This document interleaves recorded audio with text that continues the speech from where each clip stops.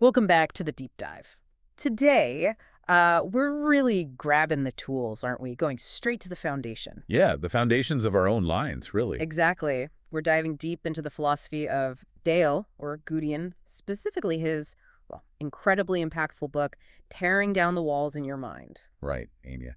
And it's more than just another self-help book. It really struck a chord, particularly with younger people navigating all this huge change. And Gu Dian himself, he's got quite the backstory. Oh, absolutely. Former rock band guy, Sanda practitioner, Mm-hmm.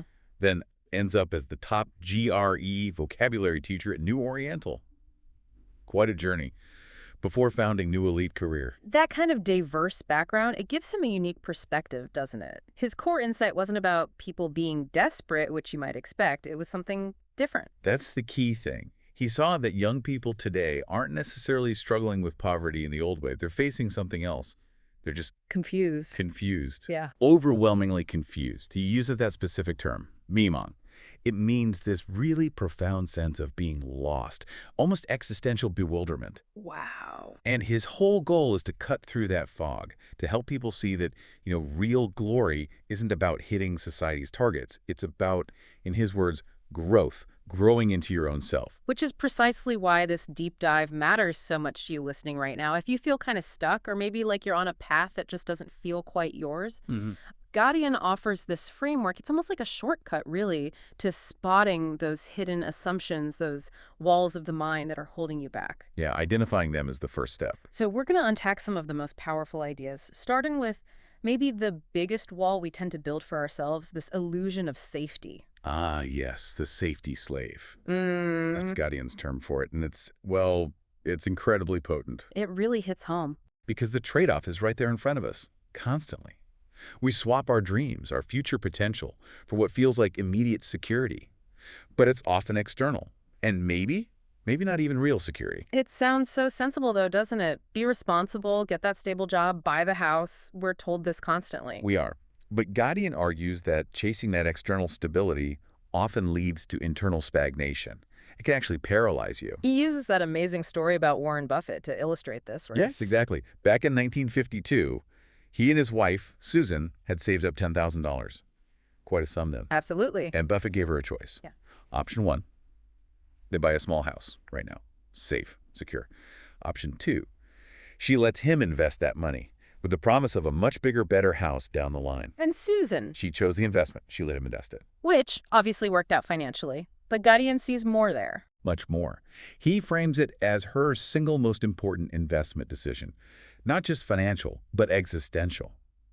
She chose to invest in potential, his, theirs, their future, rather than locking into a tangible asset right away. Locking in, that's the key phrase. Because, as Gu Dian puts it pretty bluntly, sometimes buying the house eliminates the dream. Wow. Yeah. The house gives you shelter, sure, but the mortgage, Hmm. that commitment, it can become a kind of shackle. It just removed options. He has that great analogy, too, the two colleagues, Xiaoqiang and Xiaoming. Right. Both earning the same, say, 5,000 RMB a month. Yeah. Decent, but not huge. Okay. Xiaoqiang does the sensible thing, puts a down payment on a house, takes out a mortgage, maybe 3,000 RMB a month. So most of his disposable income is gone. Exactly. That money can't go towards training or courses or travel or even just networking drinks after work. He's tied to that specific job to pay that mortgage. Right. He needs that steady income, no risks. Meanwhile, Xiaoming rents somewhere cheap, maybe not as nice initially, but he takes the money Xiaoqiang is paying on the mortgage and invests it Invests at how? in himself. Training courses, industry events, building connections. The book mentions he ends up with something like 12 times more professional contacts than Xiaoqing after just a few years. 12 times. That's huge. It is. So inevitably, an opportunity comes up. Maybe a demanding new role, a startup idea, something requiring a leap. And Xiaoqing? He can't take it. The mortgage payment anchors him. The risk is too high. His security dictates his career paths, or lack thereof. Xiaoming. He's flexible, unburdened. He can pivot, take the chance, maybe invest his own time or money. And he's the one who ends up becoming a director, maybe starts his own thing. So Xiaoqing bought security, but the price was his future potential. That's the crux of the safety slave idea. You think the outside world controls you, so you build external walls, like the house, the steady job title. But that wall just becomes an internal cage. Okay, so why? Why are we so wired to prioritize that external thing, the house, over our own internal potential? This must lead into his next big idea, the mental models. Exactly. Yeah, mental models. These are the really deep-seated, often totally unconscious assumptions, images, stories we have about how the world works. Like our internal operating system. Precisely. And they act like this invisible filter, constantly shaping how we perceive reality. The really tricky part is, we think we're seeing things objectively, as they are. But we're not. Gu Dian says no. We don't see the world as it is. We see it as we are, or as our internal programming tells us to see it. We see what we expect to see. And if that programming, that mental model, is flawed or outdated? We miss crucial information. We misinterpret things. It's like running software with a bug that makes you blind to certain data inputs. He has that brilliant little story, the truck driver one. Oh, yeah, the tired truck driver. It's perfect. He's driving up this steep, winding hill, exhausted, just focused on getting to the top. Okay. Suddenly, a driver coming the other way swerves past him and yells out one word, "Pick!" Pig! Okay, I can see where this is going. Right. The first driver's immediate reaction, his mental model kicks in. Pig equals insult. Personal attack. He feels slighted, angry, So he probably yells something back. curses back instantly. He's caught up in defending his honor, his status. His internal program is running, defend against insult. Yeah. He gets over the crest of the hill and plows straight into a whole group of actual pigs wandering across the road. Oh, no. His mental model, the insult filter, was the wall. It completely blocked him from understanding the real message, the critical warning. He missed the chance to avoid disaster because his filter was set to personal, not factual. That's stark. And it really shows how these models create a kind of self-fulfilling prophecy, doesn't it? Absolutely. Your internal map dictates the journey you take, and then, surprise, surprise, the terrain seems to confirm your map's assumptions. Oh, Look at the eye sync experiments he mentions about astrology. right, the ones with personality tests. Yeah. When adults who believed in astrology took these tests, their results tended to align, sometimes surprisingly well, with the typical traits associated with their star sign. So their belief shaped the outcome. It seemed like it. The mental model, my sign influences my personality, was active. But here's the fascinating part. What happened with kids? Exactly. When children took the same tests, kids who hadn't really been exposed to or bought into all the star sign stuff, yet there was zero correlation. None at all. Wow. So we literally become who we believe we are supposed to be? In a very real sense, yes. Gu Dian says we're like our own life's wizard, constantly building this model of the world, and then reality often bends to confirm it for us. Okay, so if these walls are built with the bricks of external validation, the house, the job, what others think, and they're held together by these often flawed mental models, how do we find real security? Something solid. Yeah, can it really come from those external things that can change on a dime? A house, a job title? Doesn't seem like it. And Gu Dian insists it can't. True security, he argues, is internal. It has to be. And fundamentally, he says, it's given, not taken. Given, not taken. What does he mean by that? This is where the story of Yu Lai comes in, and it's probably one of the most moving parts of the book for me. Tell us about her. Lu Lai was a konaime, which translates to a watchfoot attendant. It's a job often seen as low status, low income, precarious. So externally, she had very little security by conventional standards. Next to none. And she'd faced real hardship, too. Her family had abandoned her. By all the logic of the safety slave, she should have been crippled by insecurity, desperately trying to hoard every penny. But she didn't do that. She did the exact opposite. She made this absolutely astounding choice. With her meager income, maybe just 2,000 or 3,000 RBO a month, Yeah. she chose to use it to fund the education of poor students. Over 100 of them eventually. Wow, that's incredible. Out of so little, she gave so much. Exactly. And think about where her sense of security came from. Not from a bank balance, not from owning property. It came from the feeling of being needed, from the act of giving. She wasn't taking security from the world. She was generating it from within herself through contribution. That's it.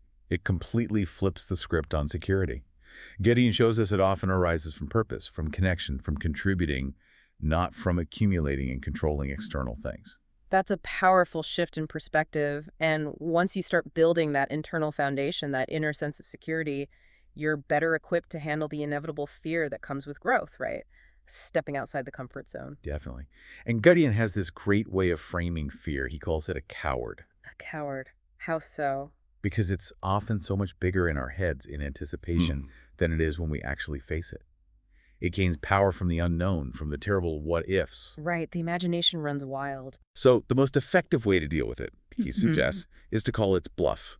Define your bottom line. What is the absolute, truly worst-case scenario if this thing you fear actually happens? Okay, so let's make that practical. Say you're terrified of, I don't know, giving a big presentation at work. Yeah, fear is whispering you'll bomb, they'll laugh, your career is over, all that catastrophic thinking. Right. So you define the realistic bottom line. Okay, worst case, I stumble over my words, the idea gets rejected, maybe I feel embarrassed for a day.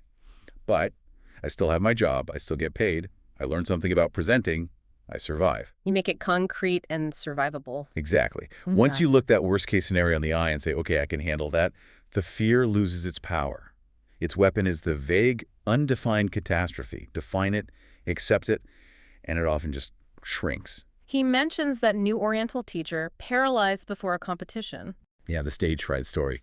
Instead of letting fear win, the teacher consciously accepted the possibility of failing, embraced that bottom line, maybe public embarrassment, and basically yelled backstage something like, fuck it, that's me anyway. I'm still the best one here. Huh. So just embracing the possibility of the worst gave him the courage to go out and perform. It seems so. That commitment to act, to fight, regardless of the outcome you fear, is liberating. Fear can't hold you hostage if you've already mentally agreed to pay the potential price. Okay, this is all incredibly helpful for dismantling those internal walls. Now, as we kind of head towards wrapping up, we should touch on something else. Gu Dian challenges quite directly the whole industry of success studies. Oh yeah, he definitely takes aim at that. Yeah. We're just flooded with these stories, aren't we? Yeah. Colonel Sanders failing 1,009 times, Sylvester Stallone's rags to riches epic. The implication is always, just persist and you will succeed. Like it's a guarantee. Right. And Gu Dian pushes back hard.